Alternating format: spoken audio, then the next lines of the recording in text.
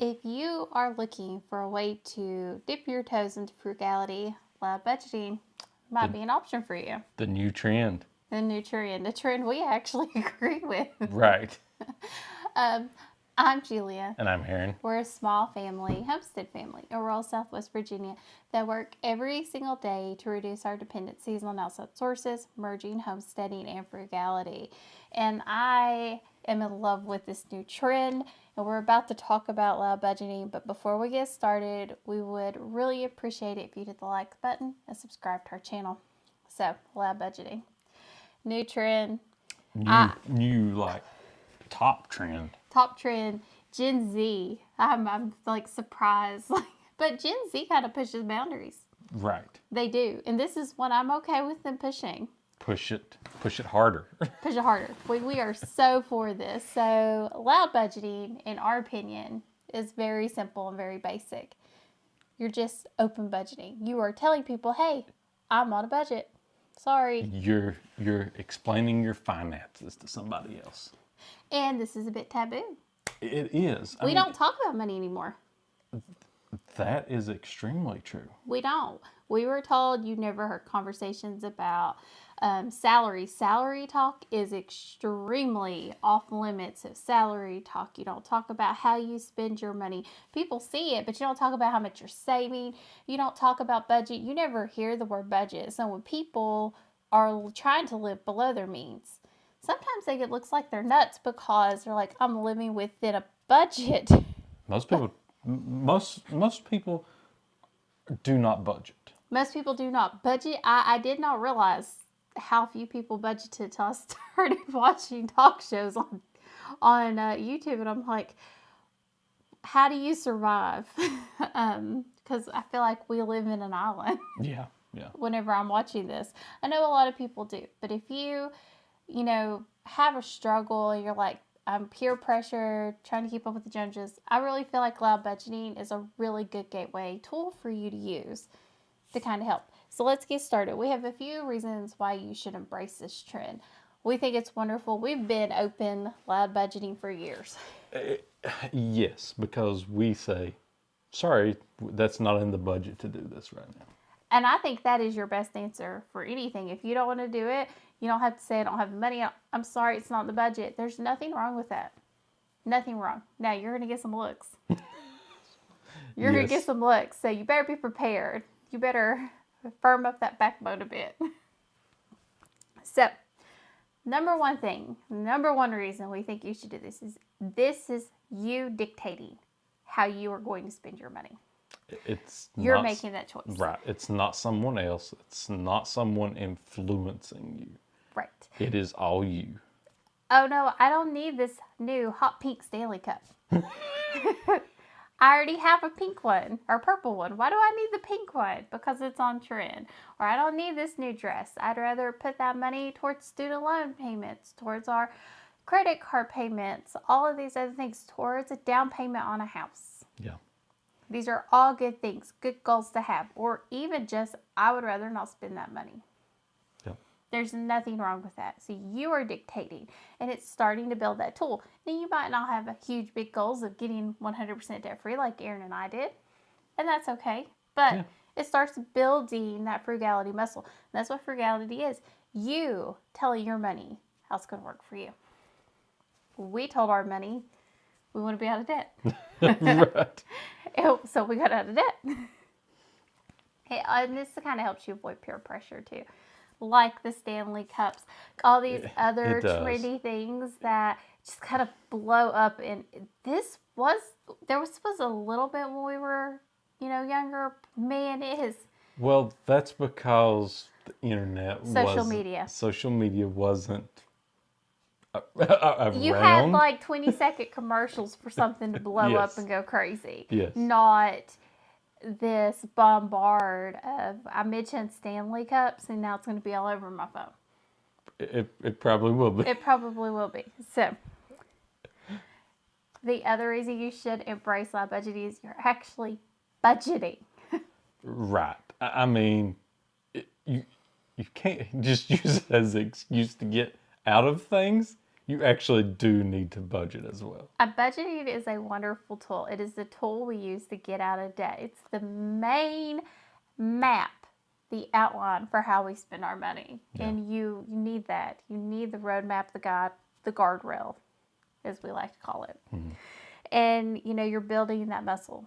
It's such a good thing. You're building that muscle, your budgeting muscle. It's a good muscle to have. We all need to have it.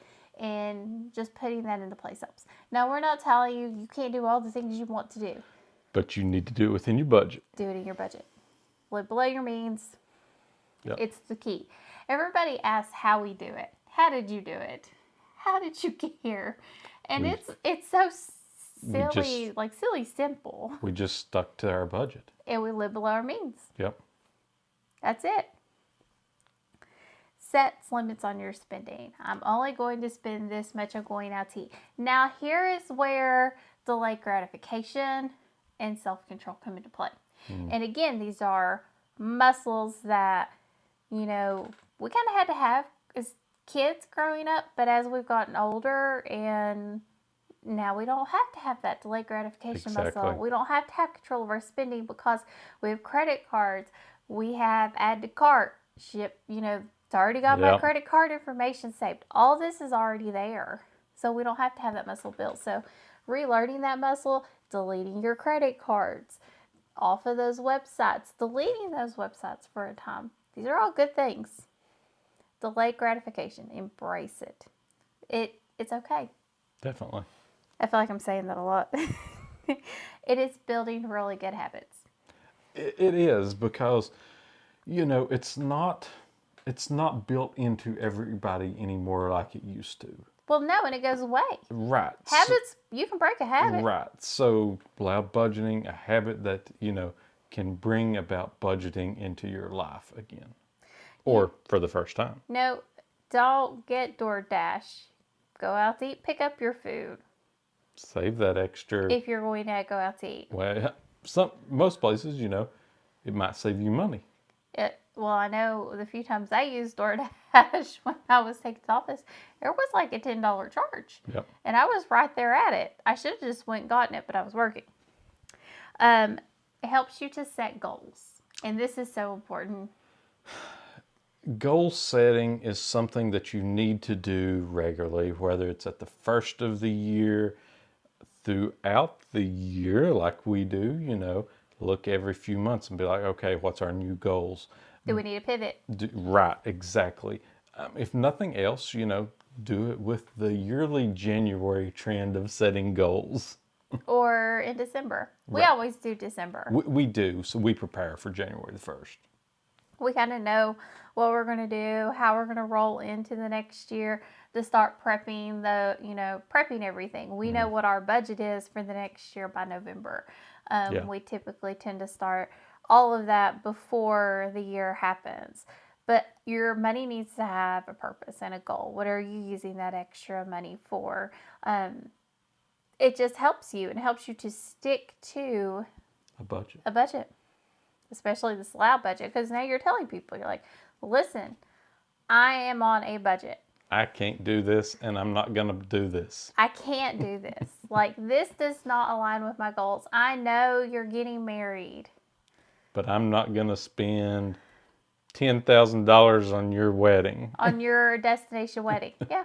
This is a thing. This is becoming a huge thing. And a lot of people cannot afford it. Right. And they're going into debt for it. On the credit cards. On these things. Because they feel they have to. There's an obligation. And I understand that feeling, that need. But it doesn't have to be there. Right. And other people need to understand, if they're not budgeting, that's their choice. You get to choose how you spend your money. And this is you being open and vocal about how you're spending your money.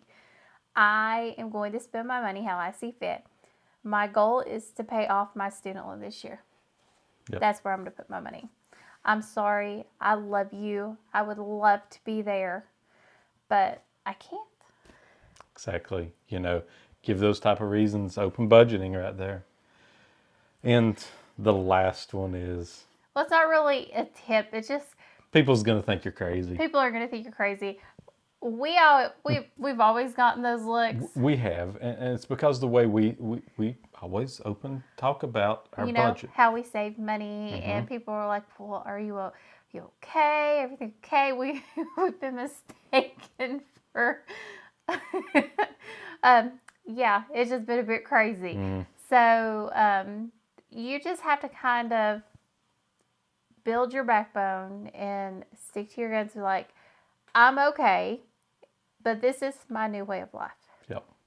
And I feel like the more people who actually partake in this trend, and hopefully it's a whole generation. Right. Hopefully. A lot of them, like I'm taking control of my finances, then this will not seem so like, oh my God, they're talking about budgeting and they're saving money. It won't seem like such an odd comment, an odd thing. You won't feel like an anomaly.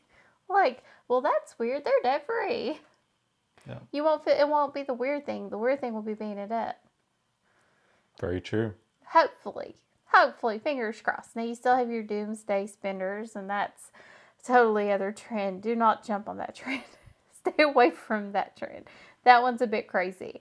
But loud budgeting. Great. Do it. Take part in it. Leave us down below in the comments, what have you done lately to loud budget? Yeah, if you told somebody you're on a top budget, tell us how you do it. We would love to share because I feel like how you approach it is really important. And we are always of the mind like, I'm sorry, it's just not in the budget this month, but let's do something next month or something like that. Or no, we can't, partake in this vacation because it's not how we want to spend our vacation money. There's nothing wrong with that. But these are hard conversations to have. They are. They are.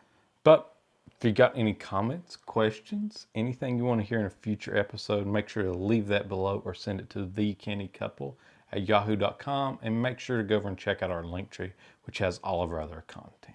And as always, thank you for joining us on The Canny Couple, where we work hard, live simple, and enjoy life. Have a wonderful day.